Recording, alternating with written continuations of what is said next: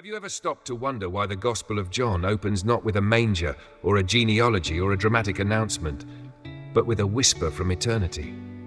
In the beginning was the Word, before Bethlehem, before Mary, before time itself. John, the beloved disciple, opens his Gospel not with history, but with cosmology, not with an origin story of Jesus the man, but with the revelation of Jesus as the eternal Logos, the Word by whom the entire cosmos came into being. This is no ordinary introduction. It's a thunderclap of divinity echoing through eternity. John is doing something radically different than Matthew, Mark, or Luke. While the Synoptic Gospels walk us into the earthly life of Jesus, his birth, his baptism, his ministry, John pulls back the curtain of time itself and shows us something stunning. Jesus did not begin in history. He entered history. He did not emerge from creation. He is the source of creation. He is not merely the central figure of Christianity. He is the central force of the universe. This changes everything. John 1:1-3 reads, "In the beginning was the Word, and the Word was with God, and the Word was God. He was with God in the beginning. Through him all things were made. Without him nothing was made that has been made." In just a few sentences, John reshapes how we see reality. The world you walk in, the trees, the rivers, the planets, the galaxies, your own breath, all of it was spoken into existence through him. Jesus, the one we see teaching and healing and weeping and dying, he is the same one who said, "Let there be light," and light obeyed. Let that sink in. The man who knelt to wash his disciples' feet is the one who shaped the feet of Adam from the dust. The one who cried at Lazarus' tomb is the one who designed the stars that shone above it. The one who bled on the cross is the one who sculpted the tree it was carved from. Jesus is not merely a religious figure, he is the architect of existence. When John calls him the Logos, he's tapping into both Jewish and Greek thought. In Greek philosophy, Logos was the principle of reason, the logic behind the universe. In Jewish tradition, the Word of God was creative and powerful. When God speaks, things happen. By using the term Logos, John is declaring something revolutionary, that the ultimate reason behind the universe is not an abstract force, but a person who can be known, a person who became flesh, a person named Jesus. This Word didn't stay distant. He entered the very fabric of what he made. And when John says the Word became flesh and dwelt among us, John 1:14, he doesn't mean Jesus simply wore human skin as a disguise. He means the eternal, divine, creative force behind the cosmos entered into the vulnerability, the frailty, the dust of humanity, without ceasing to be God. This is the paradox at the heart of Christianity. The infinite became intimate. The Creator became created. The author stepped into the story not just to observe it, but to redeem it. But we must not miss this. Before Jesus saved the world, he made the world. He is not only Redeemer, he is Origin. When we walk through the Gospel of John with this awareness, every line shimmers with eternal meaning. When Jesus speaks, he speaks as the Word that has always been. When he calms the storm, he does so as the one who designed the laws of nature. When he breaks bread, he does so as the one who created wheat and fire and fermentation. Every miracle is not just a sign of power, it is a restoration of creation back to the one who made it. And when he is crucified, it is not just the death of a good man, it is the death of the very one through whom all life began. This understanding elevates every aspect of the gospel. We are not just following a moral teacher, we are beholding the one who holds galaxies together by the word of his power. We are witnessing not just a moment in time, but a collision of eternity and dust. This is what John wants us to see. Not just that Jesus entered creation, but that Jesus is the reason creation exists. And if this is true, if Jesus is the Logos, the source and structure of all that is, then your life is not an accident. The world is not random. Your soul, your story, your suffering, they are not meaningless, because they were formed, sustained, and now redeemed by the same divine person. So the next time you read John's Gospel, don't just look for teachings, look for glory. The glory of the one through whom all things were made, walking among us in sandals and sweat and scars. This is not myth, this is mystery, and it is breathtaking. The Gospel of John begins with a revelation. The carpenter from Nazareth is the creator of the universe. The word that spoke stars into being has spoken your name. And he has come not only to save you, but to show you that the one who made you loves you, and he always has. If the opening verses of John's Gospel lift the veil on eternity, then the next few lines bring us into the very heart of the cosmos, where theology meets physics and divinity becomes dust. John 1:3 declares something staggering. Through him all things were made, without him nothing was made that has been made. This single verse holds the weight of a universe. It's a quiet sentence that roars like the Big Bang. In these words, John makes a claim that rivals the boldest statements of science, metaphysics, and philosophy. Jesus is not just present in creation, he is the agent of it. Everything that exists, every sun, every shadow, every cell, was brought into being through the Word, through him. Not a fragment of matter, not a pulse of energy, not a single grain of time came into being apart from Christ. This isn't poetry, it's a cosmic blueprint. Jesus is not an accessory to reality. He is its origin. And more than that, he is its sustainer. As Paul would later write in Colossians 1:17, in him all things hold together. This verse in John, paired with the theology of Paul, reshapes our entire understanding of existence. It means that the universe is not simply running on laws of physics or cause and effect. It is held together by a person, a living, active, present person. The gravitational pull that holds galaxies in orbit, the nuclear forces within atoms, the complex dance of ecosystems, these are not just mechanical operations. They are the ongoing expressions of Christ's sustaining will. The Gospel of John invites us to see this reality not with microscopes or telescopes, but with wonder. It tells us, look again, that sunrise, that heartbeat, that snowflake. It was all made through him, and it's all held together in him. John's words in verse 4 go even deeper. In him was life, and that life was the light of all mankind. Not only is Jesus the creator of life, he is life itself. He is not one who simply gives breath, he is the breath. Not one who merely shows the way, he is the way. He is not a conduit of divine energy, he is the source. Every living thing owes its pulse to him, and every soul that sees light, even dimly, is being illuminated by his life. This has radical implications. It means that even those who have never heard the name Jesus are still sustained by his mercy. It means that the most distant galaxy is not beyond his presence. It means that no human life, no matter how forgotten or despised, is without cosmic dignity, because every person carries a trace of the Logos who made them. And yet, even more astonishing than creation through Christ is the truth of Christ entering his creation. This is the beautiful twist in John's prologue. The one through whom all things were made enters the world he made. The architect steps into the building. The author becomes a character in his own story. The maker of galaxies takes on flesh, and not flesh of gold or glory, but humble, fragile, dusty human flesh. He who made the oceans now thirsts. He who called forth the stars now sleeps beneath them. He who gives life to all now dies. This is not fiction. This is incarnation. And it reorients the way we think about power, authority, and love. Because the one who made all things didn't come to be served, he came to serve. He didn't come to crush his enemies, he came to forgive them. He didn't come to hover above creation, he came to live inside it, suffer within it, and ultimately redeem it. The claim John is making in these verses is more than theological, it's existential. It speaks to the ache every human feels. Do I matter? Is there meaning behind all this? Is the world just a cosmic accident? And the gospel answers, no, you are not an accident. Yes, there is meaning. Yes, there is a person at the center of it all. A person who made you, who sustains you, who sees you, and who stepped into your world to bring you home. Jesus is not just someone we follow. He is the very ground beneath our feet. He is not just in our lives are in him. So when you walk through a forest, know that every tree was formed through him. When you stand at the ocean's edge, feel the echo of his voice over the waters. When you hold a newborn child, remember that this life exists because he said yes to it. And when you suffer, when your world fractures and collapses under sorrow, remember, this is not a universe that forgets. This is a universe held together by wounded hands. John 1:3-4 is not just theology to be studied. It is truth to live by. It's the lens through which we see everything.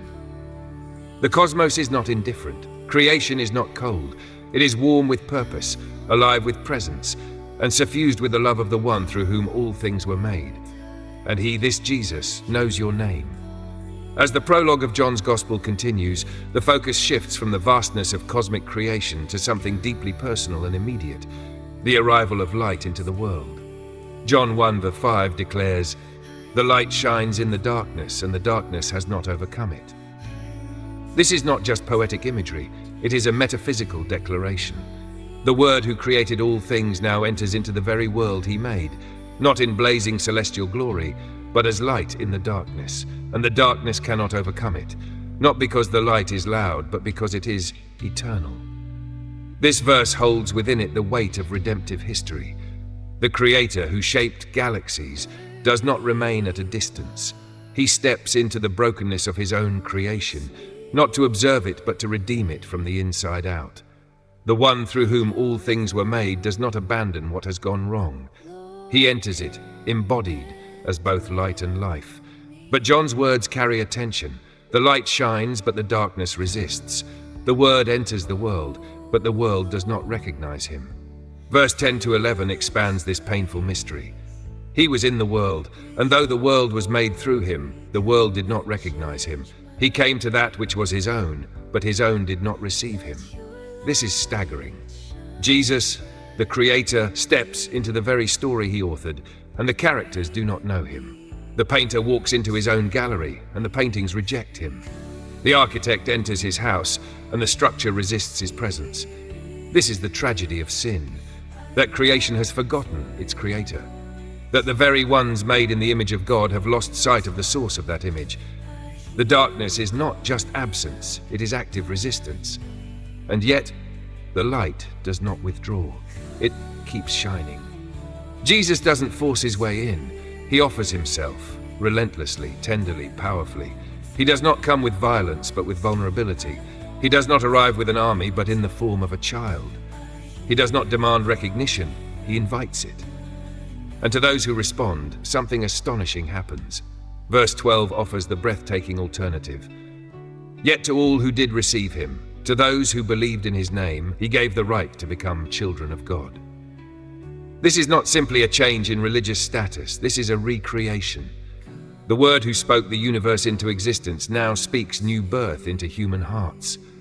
Those who believe in him are not simply forgiven, they are reborn, reclaimed, adopted into the eternal family of God, made participants in the divine life. This is where cosmic theology becomes deeply personal. The Creator becomes Redeemer, the Logos becomes brother, the God of galaxies becomes your Father. This is not myth, this is incarnation, and it changes how we see everything. Because if Jesus is the one through whom all things were made, then there is no such thing as ordinary. No human life is insignificant. No moment is without meaning. No corner of the world is untouched by divine purpose. Every ray of sunlight, every child's laughter, every tear that falls, these all exist in a world held together by Christ. And that changes how we suffer. We don't suffer alone. We suffer in the presence of the one who entered suffering, who embraced the cross, who tasted death so we might taste life. The Word did not stand at a distance and call us out of darkness. He stepped into it. He was born into it. He bled in it. He rose above it. And now he shines through it. Verse 14 is the crescendo of this cosmic hymn. The Word became flesh and made his dwelling among us. We have seen his glory. This glory is not the blinding light of Mount Sinai. It is the glory of grace and truth, the glory of compassion, the glory of forgiveness, the glory of a God who trades thrones for thorns. In Jesus, we don't just see what God is like, we see God, full of grace, full of truth, full of glory. The light has come into the world, and those who walk in it begin to see again. They begin to remember where they came from and where they're going. They begin to live not as orphans in a meaningless universe, but as children in a creation being redeemed. So the invitation is clear. Step into the light, not just the light of moral clarity, but the light of divine intimacy. The light that exposes but also heals. The light that pierces the tomb and calls your name. Because the one who made you in the beginning has come to remake you from the inside out. And this isn't the end of the story, it's the beginning. A new creation is dawning, one person, one heart, one life at a time, and Jesus, the Word made flesh, is still walking among us, still speaking, still shining, still saving. So open your eyes, the light is here, and the darkness cannot overcome it. When we begin to understand that Jesus is not only the Savior, but also the Creator, everything changes. The Gospel of John doesn't invite us to reduce Jesus to a teacher, healer, or moral guide. It invites us to reimagine him as the origin and destiny of the entire cosmos. And this revelation doesn't just expand our theology, it transforms our everyday lives. If Jesus is the Word through whom all things were made, John 1:3, and if in him is life and light for all people, John 1:4, then your life has a design. You are not an accident. You are not a cosmic coincidence. You are not random dust held together by blind energy. You were formed by a person. You were imagined in divine intelligence. And the same Word that spoke galaxies into motion also spoke your identity into being. This means your worth is not something you earn. It's something you've received. It was etched into your very existence before you were ever born. When we realize that the fingerprints of Christ are on every part of creation, we begin to see ourselves and the world differently. Our view of identity, purpose, and even suffering begins to shift. You were made through him, you are sustained by him, and you are invited to walk with him. This gives new meaning to the way we live. Our relationships are no longer just social dynamics, they are echoes of divine community. Our creativity is no longer just expression, it is participation in the ongoing work of the Creator. Our work, our play, our worship, our rest, all of it becomes part of a greater symphony tuned by the Logos himself. When Jesus becomes the center, everything orbits differently. And yet we live in a world that often feels chaotic, fractured, and dark. Where is this divine order? Where is this sustaining Word? Why do we still ache? Why do we still groan? John's Gospel is not naive to these questions. It affirms the darkness, but also declares that the light has entered it, and the darkness has not overcome it. This means we are living in a kind of in-between. The Word has come, but the fullness of his reign is still unfolding. Jesus has entered creation, but he has not yet completed the work of renewal. We live in a world where the first light of a new dawn has broken, even as the shadows of night still linger. So how do we live in this tension? We live with hope, not a fragile hope rooted in circumstances, but a robust hope anchored in the Word who made us and walks with us. We live with purpose, not driven by ambition, but by participation in something far greater than ourselves. We live with reverence, because everything is holy when we understand who holds it together. And we live with love, because if the Creator chose to step into his creation, to dwell among us, to suffer for us, then no act of love is ever wasted. Every kindness, every sacrifice, every moment of mercy is a mirror of the eternal Word, still working, still shining, still saving. This perspective also changes how we suffer. We no longer see pain as pointless. We see it as a space where the Word still speaks. The same Christ who entered the womb and the tomb also enters our sorrows. And in that space he whispers, "You are not alone." When the Gospel says the Word became flesh and dwelt among us, the word dwelt literally means tabernacled. He pitched his tent. He made his home among us. This is not temporary. This is not distant. This is a declaration of permanent presence. The Creator has not abandoned his creation. He has joined it, and he is redeeming it from the inside out. So what does that mean for your day today? It means your morning commute can be a sacred journey. It means your mealtime can be communion. It means your conversations can echo with the presence of eternity. It means your heartbreak is being held by the hands that shaped Saturn's rings. It means your doubts are safe in the mind of the Logos who designed truth itself. It means your longings are not failures, they are signals of your design. And it means that no moment is too small to be filled with glory. This is the kind of vision that John gives us. Not a faith that hides in church buildings, but a faith that floods the universe. Not a God who demands worship from afar, but a God who sits at tables and walks dusty roads and wipes away tears. Jesus the Word is not only our Maker, he is our companion. And when we live as if that is true, the ordinary begins to glow. Our lives become liturgies. Our choices become echoes of divine creativity, and our hearts begin to beat in rhythm with the one who spoke light into being. So remember this: you are part of something far older and far grander than you've ever imagined. You were made on purpose, with purpose by a person. And that person is not far. He is here, he is near. And he is inviting you not just to believe in him, but to live with him every moment, every breath, every heartbeat. As John's prologue comes to a close, it delivers one of the most staggering declarations in all of Scripture.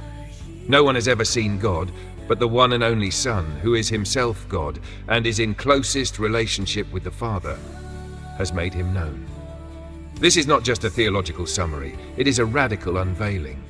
John tells us something the ancient world only dreamed of: the unknowable, unseeable, infinite God has been revealed. Not through philosophy, not through prophecy, not through ritual, but through a person, through Jesus. In this one sentence, John ties together the entire prologue. The eternal Word who was with God and was God, the one through whom all things were made, the light shining in the darkness, the one who became flesh and dwelt among us. This Jesus, fully God, fully man, is not only the creator of the cosmos, but also the clearest image of who God truly is. In Jesus, God is no longer abstract. He has a voice, he has a face, he has scars. To see Jesus is to see the Father. To hear Jesus is to hear the heart of the eternal I Am. And this is what sets Christianity apart. We do not climb up to God, God comes down to us. The Creator enters creation not to condemn, but to reveal, to redeem, and to draw near. He is not hiding, he is not distant, he is not a riddle to be solved. He is a person to be known. And this revelation isn't reserved for the elite, the religious, or the righteous. John 1:12 already told us, "To all who received him, he gave the right to become children of God." This means that the infinite God of creation now calls us family. This is not symbolic. This is not metaphor. This is new reality. The same word that hovered over the waters at the beginning now speaks into the chaos of your life. Come, belong, be born again. This is the ultimate invitation, not to religion, not to rules, but to relationship. To walk with the Creator of the stars, to speak with the one who shaped your soul, to be held, known, and loved by the God who made you and the God who became like you. So what do we do with all of this? We receive it, we respond to it, and we reorder our lives around it. Because if Jesus truly is the Word made flesh, if he truly is the one who reveals the Father, then we cannot live as if we're in the dark anymore. We are children of light. We are born of grace. We are participants in a creation that is being renewed by its Creator. This means your story is not over. Your life is not random, and your pain is not wasted. Because the Word is still speaking. The light is still shining, and the one who made you is still calling you by name. So lift your eyes, open your hands. Let the eternal Logos fill your moments with meaning. Let his glory rewrite the way you see everything. Because Jesus, the Word through whom all things were made, has walked into your world, and he is here to stay. He is the beginning, he is the light, he is the life, he is the face of God. And he is for you. This is the Gospel of John. This is the story of the cosmos, and this is just the beginning. In the next video from Holy Path Insights, we'll go deeper into the mystery of the Incarnation, how the infinite Word becoming flesh changes not only our faith, but our understanding of what it means to be human. Make sure to subscribe and follow the journey.